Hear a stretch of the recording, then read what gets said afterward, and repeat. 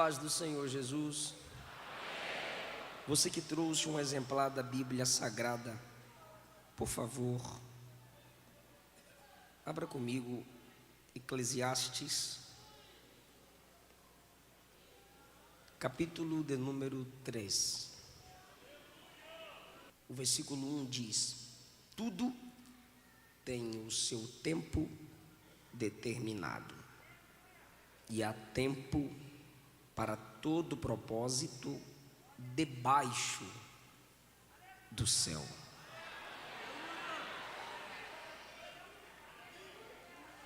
Podeis assentar, queridos.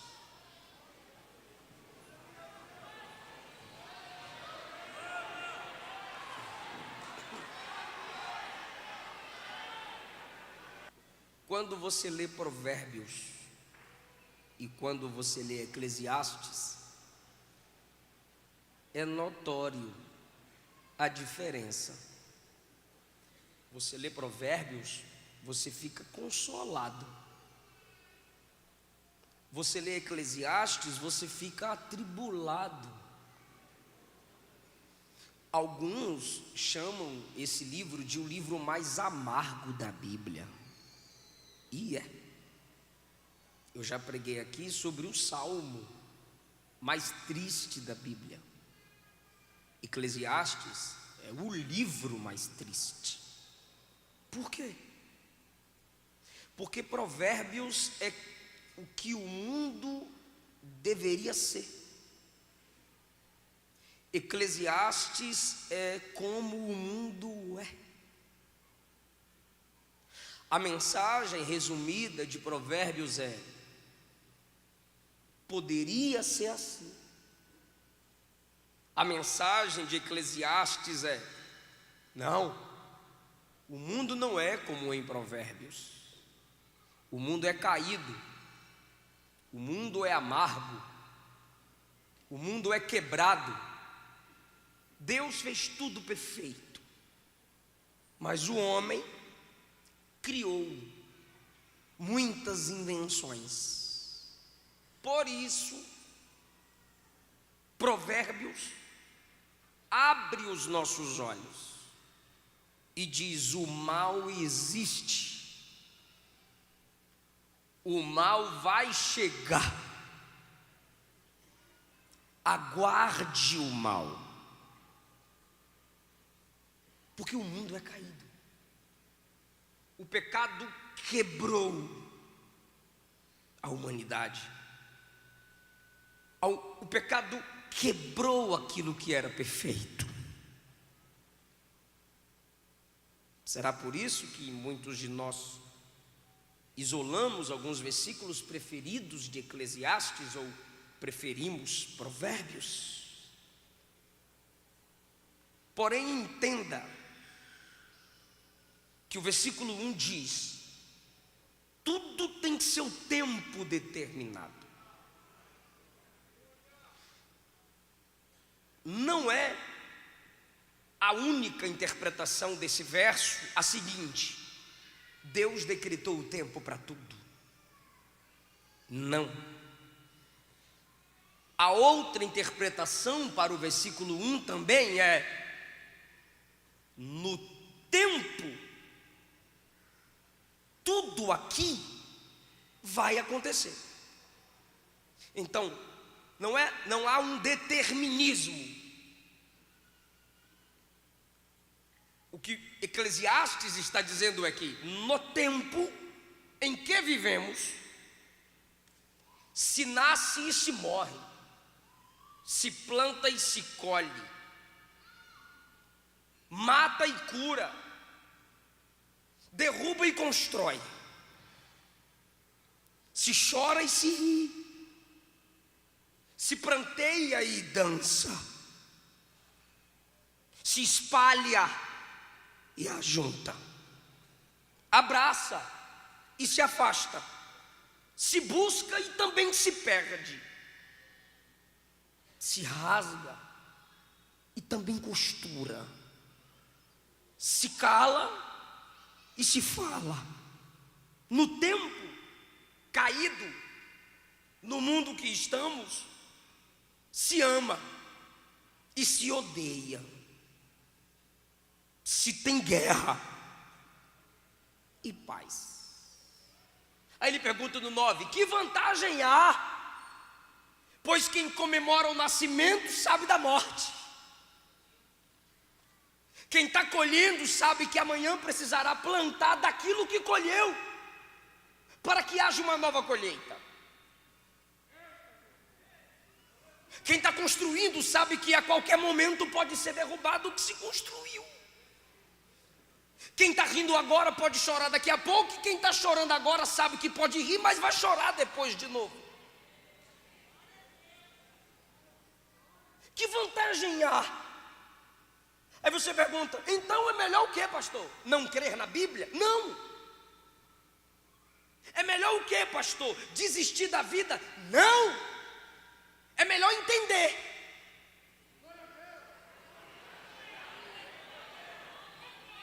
E onde está o entendimento? Na explicação. Tudo tem um tempo determinado. Onde? Debaixo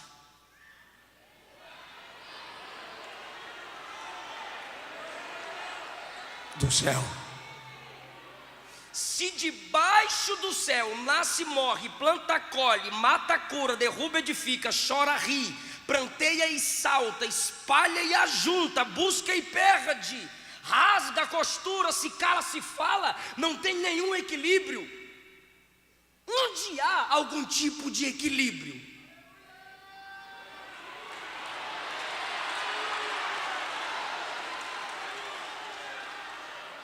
Acima do céu. A pergunta é: o que te dominará? Os tempos de um mundo quebrado ou as leis da eternidade?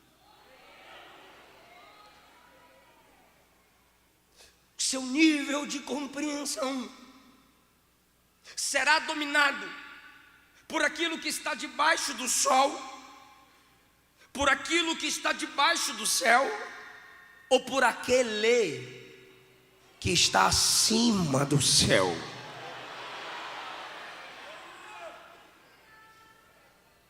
Primeira lição desse texto é a ênfase.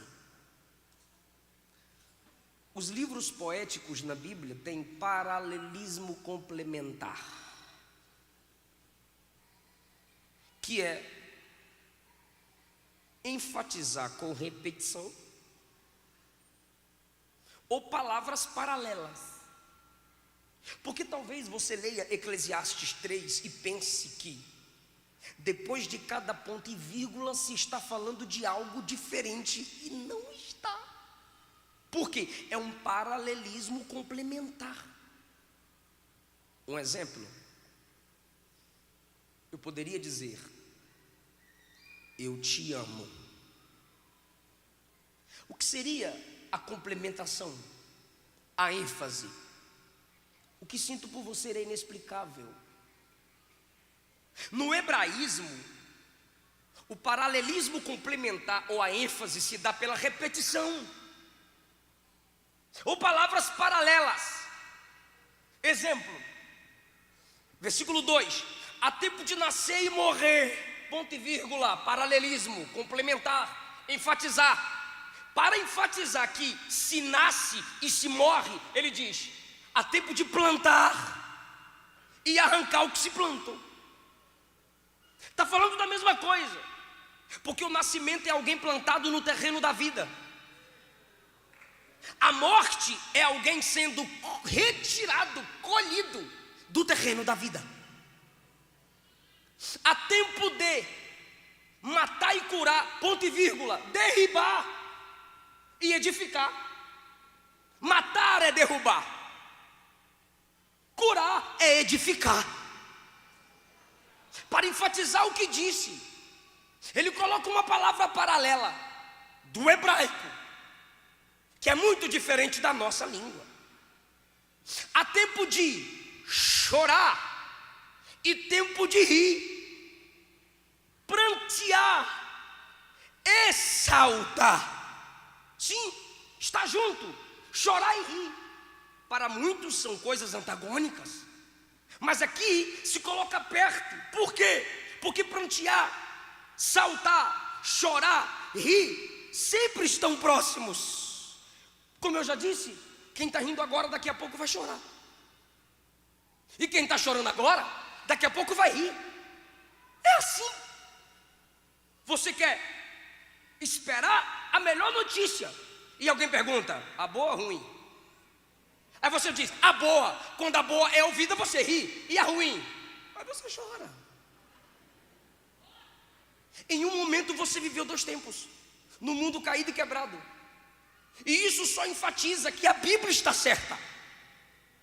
Há tempo de espalhar pedras e ajuntar. Ponto e vírgula. Abraçar e se afastar. O que tem a ver esse paralelismo de ajuntar pedra, espalhar pedra, ponto e vírgula, abraçar e se afastar? Porque relacionamentos é como abraçar pedras. E quanto mais se abraça, se fere, porque só te fere quem é próximo a você.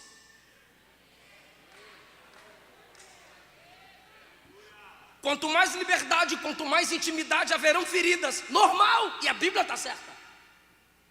O paralelismo bíblico é assim.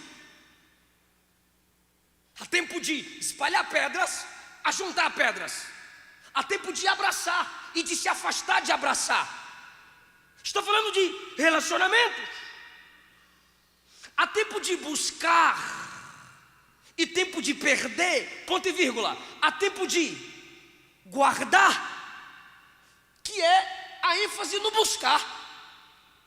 E há tempo de deitar fora, ou seja, deixa aí.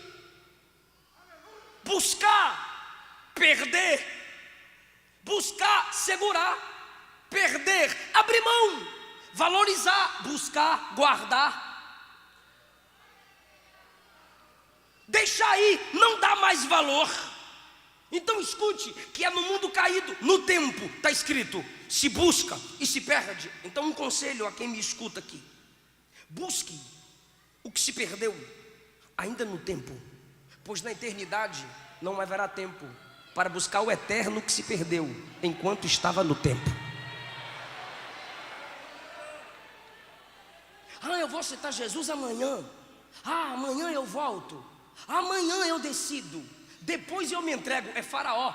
Moisés dizia, decide hoje. Faraó dizia, amanhã. E quanto mais ele dizia amanhã, mais pragas vinham ao Egito.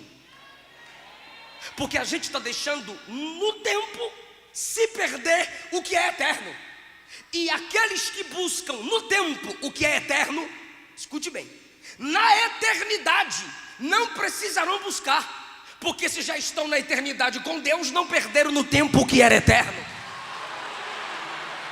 Agora aqueles que no tempo perdem o que é eterno e no tempo não busca para achar o que é eterno, quando estiver na eternidade sem Deus, inferno, buscarão, mas não acharão. Pastor, mas o Espiritismo disse que vai ter reencarnação. Mentira. Mas o catolicismo diz que tem purgatório. Mentira. A Bíblia diz que o salário do pecado é a morte, mas o dom gratuito de Deus é a vida.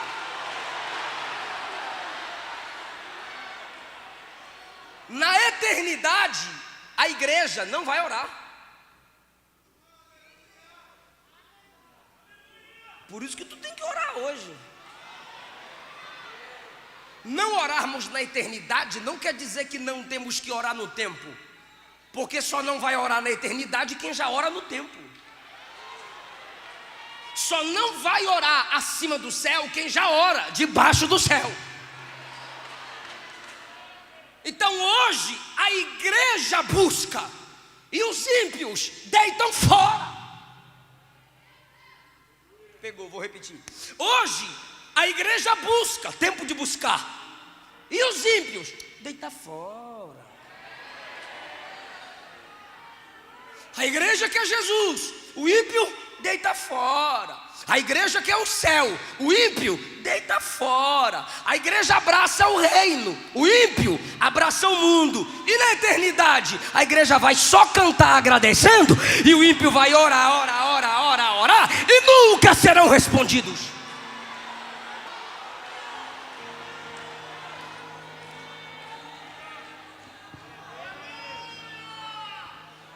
Há tempo de costurar e rasgar, ponto e vírgula. Há tempo de calar e falar. Do que ele está dizendo? É que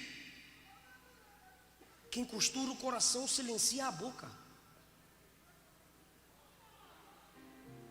E quem rasga o coração? A boca fala. Há tempo de, tudo junto. Há tempo de amar e aborrecer. Guerra e paz. Que paralelismo é esse? Está enfatizando que o mesmo coração que ama, odeia.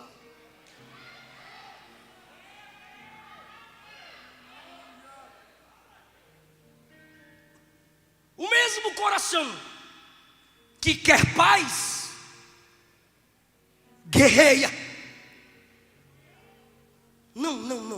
Não tem esse evangelhozinho Nutella na Bíblia. Não tem. Esse evangelho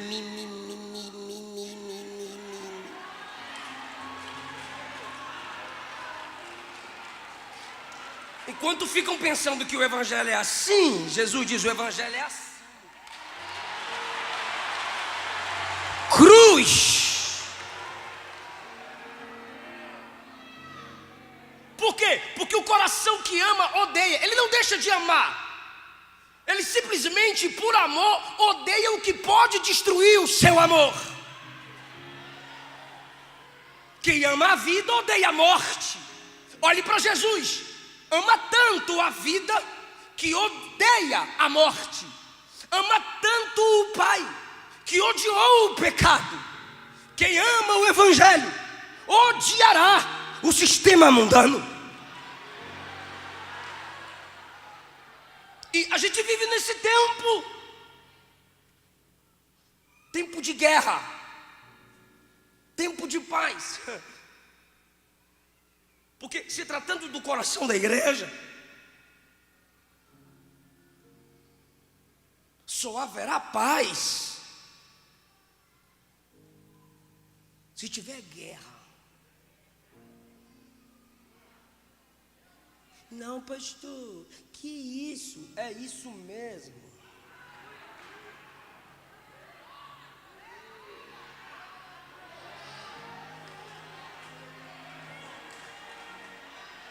O povo do amor é o povo da guerra.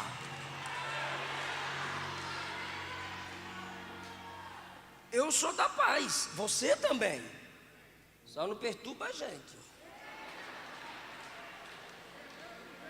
Somos da paz enquanto não se levantarem contra a nossa família. Somos da paz enquanto não se levantarem contra nossos princípios. Somos da paz enquanto não se levantarem para ferir nosso Deus. Porque nós nos alegramos com o que alegra Deus, e nós nos iramos contra aquilo que também ira Deus. E deixa eu falar algo para essa igreja guardar. Isso eu já falei, eu vou repetir, porque é Jesus que manda aqui. Se o mundo pode falar de lá para cá, a gente deve falar daqui para lá. Deve. Em nome de Jesus, não se esqueça do que eu vou lhe dizer agora. O mundo está vindo, viu, gente? O mundo está se preparando para vir de lá para cá. E a gente também está se preparando para ir daqui para lá. E não vai ter colisão frontal, vai ter atropelamento, porque maior é aquele que está em nós.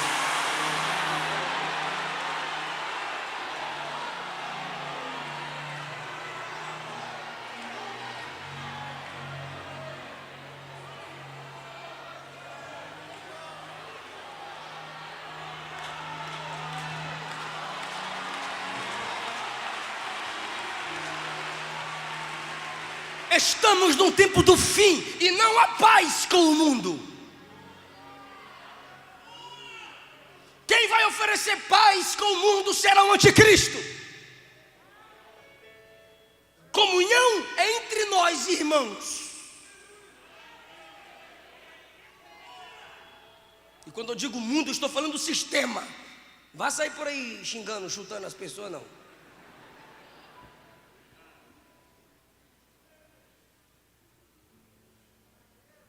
A gente avança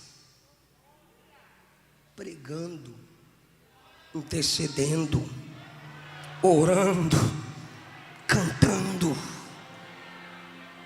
que a gente é da paz, é só não perturbar. Diga amém. Romanos 16, versículo 17. Olha só que legal, que bonitinho.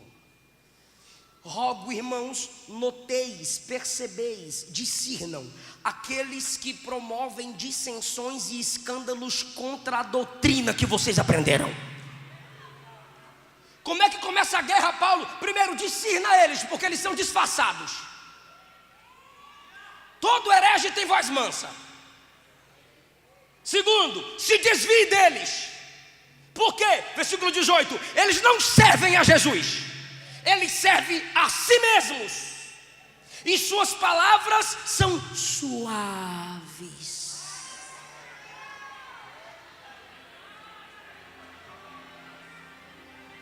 Olha o versículo 20 agora.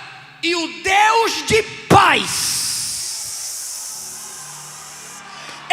esmagará Satanás debaixo dos vossos pés.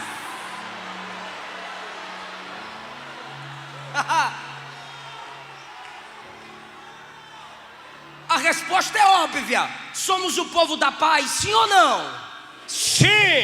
Mas se levantar contra a nossa doutrina, a gente já tem a promessa: vai ser esmagado debaixo dos nossos pés. E quem falou isso foi o Deus da paz.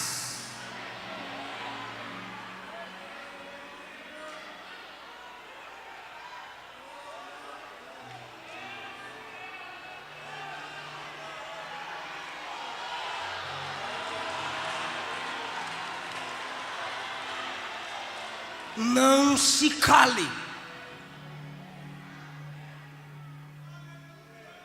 Você é protestante. Protestante protesta.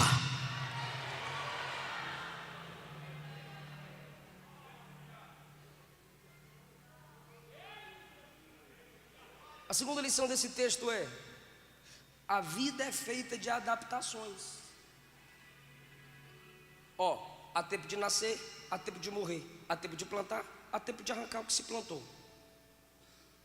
Engravidou, tem que se adaptar para o nascimento. Quem aqui nasceu? Pelo amor de Deus, levanta a mão. Sabe por que você está vivo? Sabe por que você está vivo? Porque você se adaptou. A Estezinha, minha filha, 2 meses, já fez 2 cirurgias, porque não estava se adaptando com a própria saliva. Ficou 1 minuto sem vida na mão da minha esposa, mas aprendeu, se adaptou. Agora dorme a noitadinha.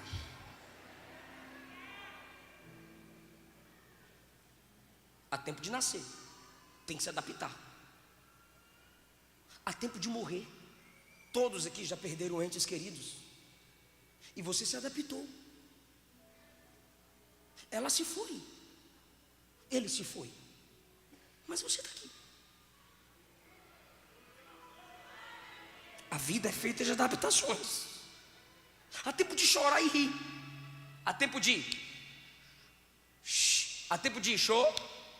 E se está no tempo de chorar, o que tu vai fazer? Não me estressa. Se está no tempo de chorar, o que você vai fazer? Entendeu? Adorador não é ser hipócrita. Se está no tempo de chorar, eu não deixo de ser adorador se eu estou chorando. Se está doendo, eu vou dizer que está doendo chorando. Agora tem gente que o caixão do marido está lá e ela está aqui. Aleluia, aleluia, aleluia, aleluia, aleluia, aleluia. Hipocrisia. Quem está triste, chore. Quem está alegre, cante. Se adapte ao seu momento.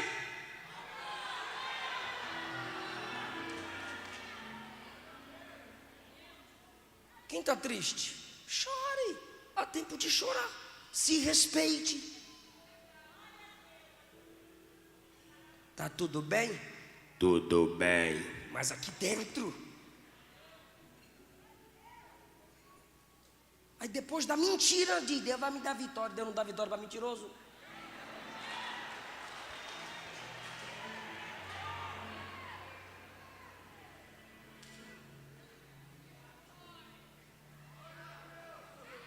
Você é humano. Há tempo de rir. Oxê. Ria. Sorria. Comemora. Canta Joquebede.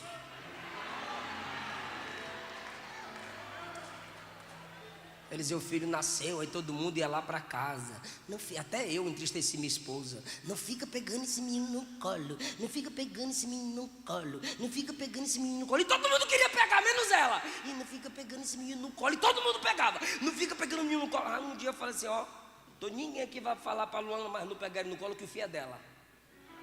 Ela carregou 9 meses, é uma promessa que ela esperou. Deixa ser agarrado, deixa ser apaixonado, deixa. Abraça, meu amor, é teu. Vai comemorar sua bênção.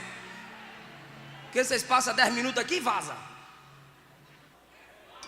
Se está na hora de sorrir, é para sorrir e comemorar. Se adapte. Há tempo de espalhar e há tempo de ajuntar. Ou seja, ficar junto e se afastar. Chegamos um momento da pandemia que nos afastamos. E o tempo de ajuntar. Entenda, há ciclos que se fecham. Tem gente que não vai dar mais para caminhar junto.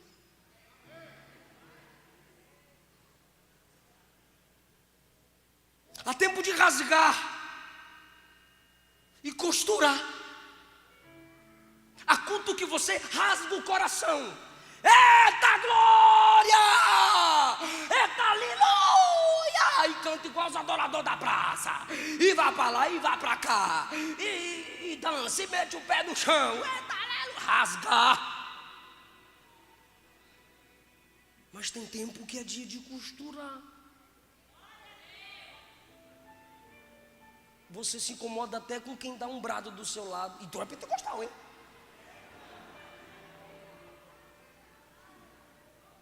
Porque é o seu tempo de costura.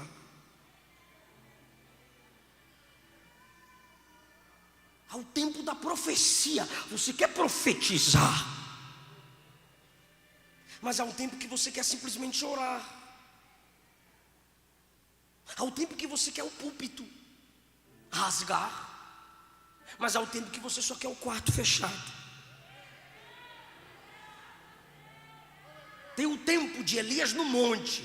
Se Baal é Deus, ele vai responder com fogo. Mas se Deus é Deus, ele vai responder com fogo. Está rasgando, mas tem um momento que é de costurar lá na caverna.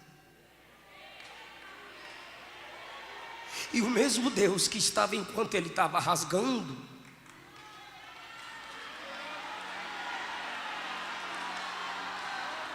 entrou na caverna com ele quando ele estava costurando.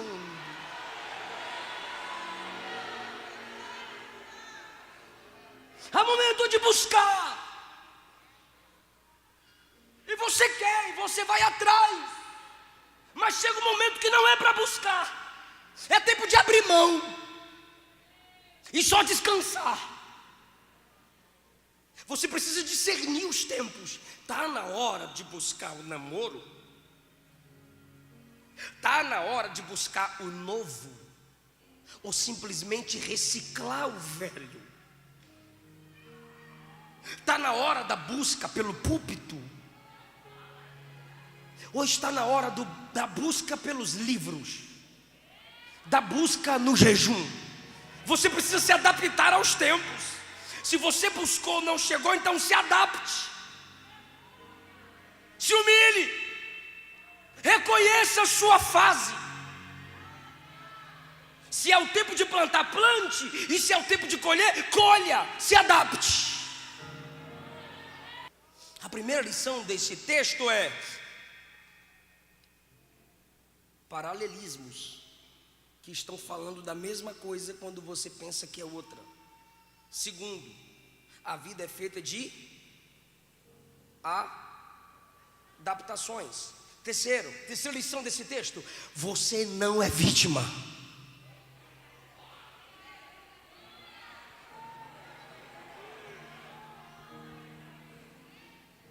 Eu disse que é um livro amargo.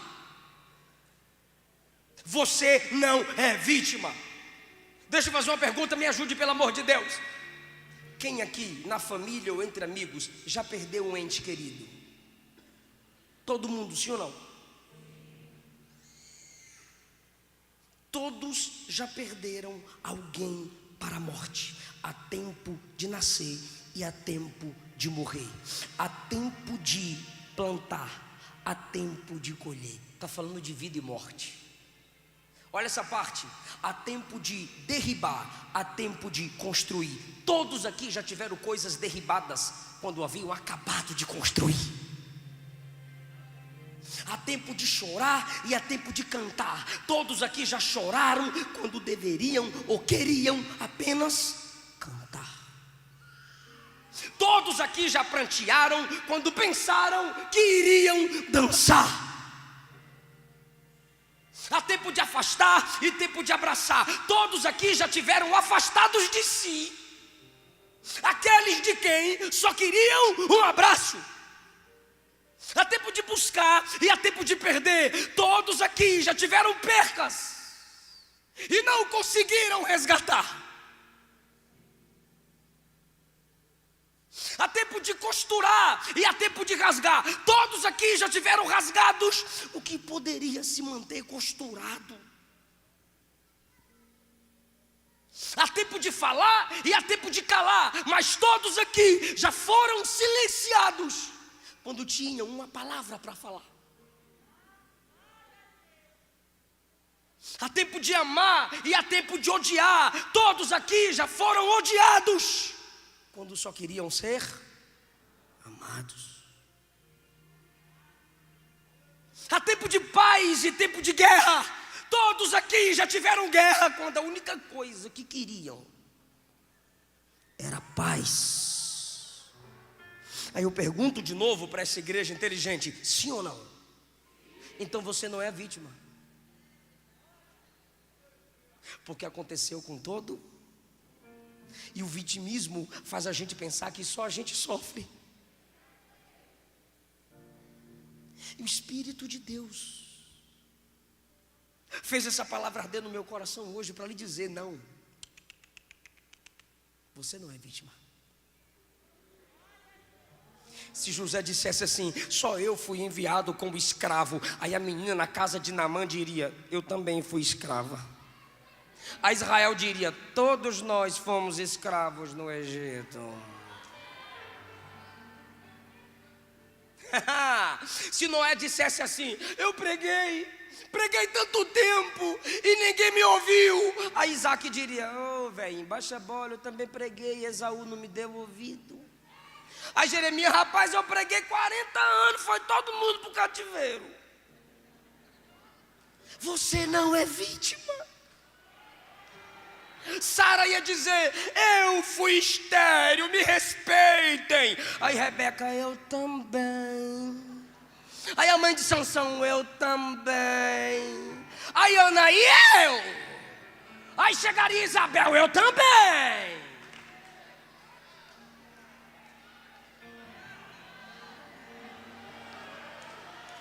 Elias entra na caverna, mataram todos, só ficou eu. Aí Deus diz: tem mais 7.000 escondidos, comendo pão e água, mas não negou meu nome.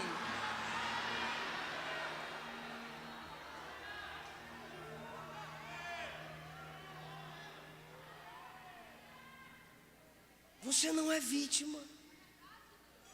Todo mundo debaixo do sol sofre, chora, tem sua angústia, tem sua dor.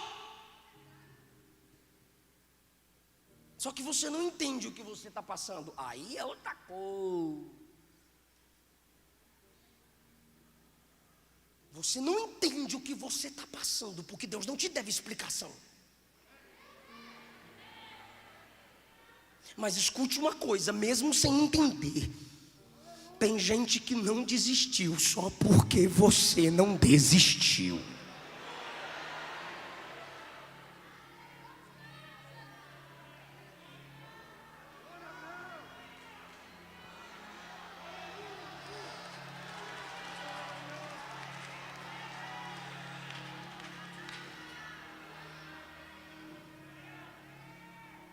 Um círculo fechado, aí sim, poucos passariam pelo que você passa.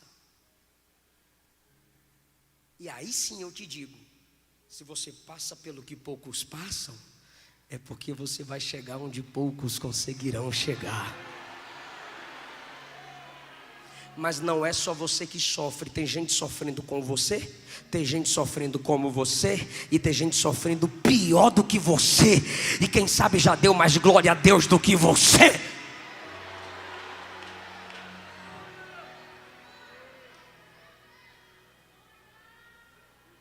Último lugar.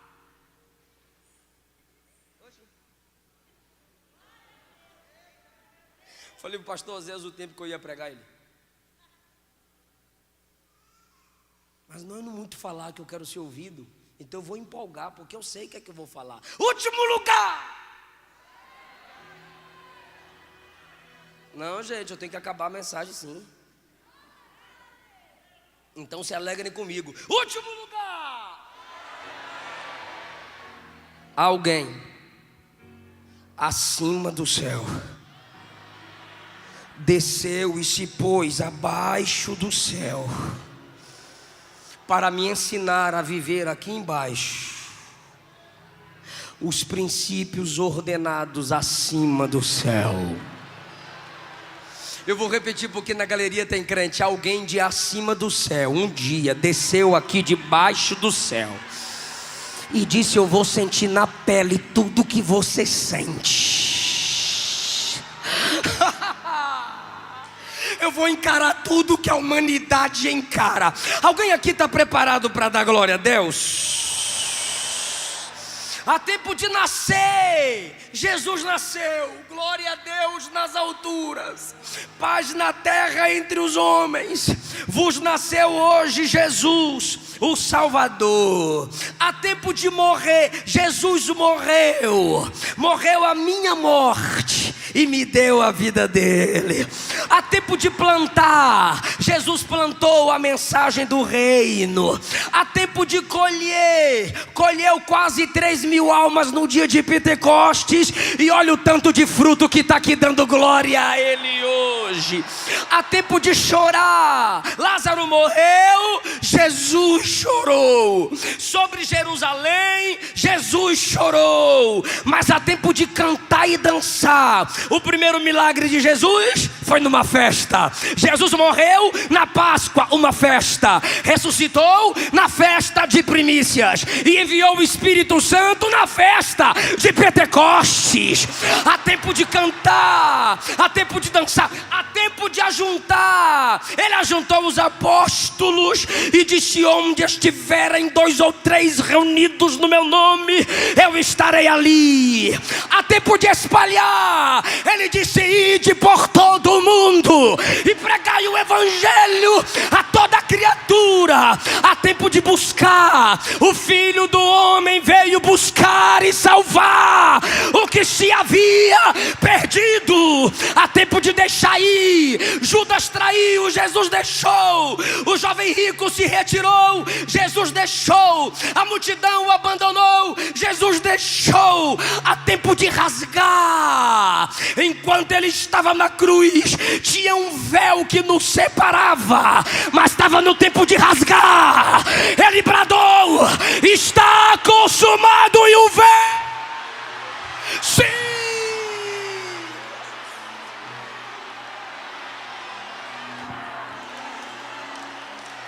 E há tempo de costurar. Todo mundo que estava separado, depois da morte dele, ele veio pegando e costurando com o Pai. Ele veio pegando e devolvendo a comunhão com o Pai. Estava perdido, eu te achei. Estava morto, eu te ressuscitei. Estava caído, eu te levantei. Estava longe, eu te trouxe para perto.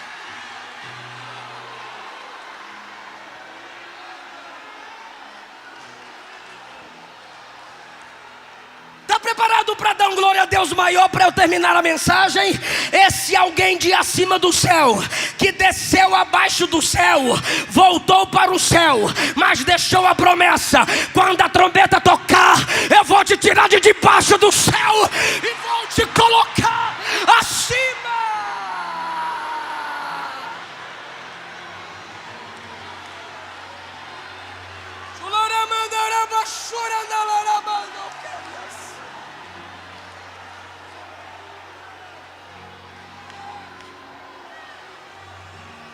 Deixa eu ouvir o nome dele. Qual o nome dele? Qual o nome dele, galerinha? Qual o nome dele, igreja? Então faça seu glória a Deus atravessar o teto, atravessar o